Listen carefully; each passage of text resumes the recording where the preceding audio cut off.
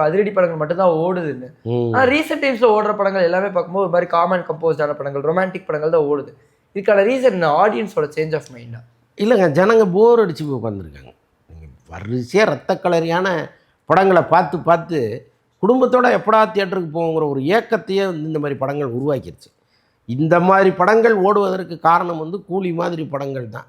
கூலி மாதிரி, ஜெயிலர் மாதிரி, இன்னும் லோகேஷ் கனகராஜ், நெல்சன், இன்னும் வேறு யார், அருண் மாதேஸ்வரன், இந்த மாதிரி ஒரு இயக்குனர்கள் கூட்டம் ஒன்று வந்துச்சுல்ல உள்ள. வந்து ரத்த கலரியான படங்களை இங்கே காமிச்சிட்டாங்க.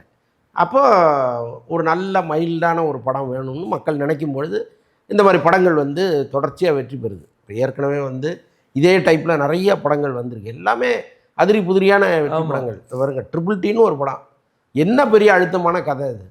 அதை ரொம்ப இயல்பாக அழகாக லைவாக சொல்லும்போது இன்னமும் அந்த படம் வந்து ஒரு 100க்கும் மேற்பட்ட தியேட்டரில் ஓடிட்டு இருக்கு. வந்து 3வது வாரம் ஆச்சு. அப்போ ஜனங்களுக்கு வந்து ஒரு ஃப்ரீயாக ஒரு படத்தை போய் அப்படி ஜாலியாக உட்காந்து பார்க்கணுங்கிற எண்ணம் இருக்குது. அதை இவங்க சரியாக புரிஞ்சுக்க மாட்டேங்கிறாங்க.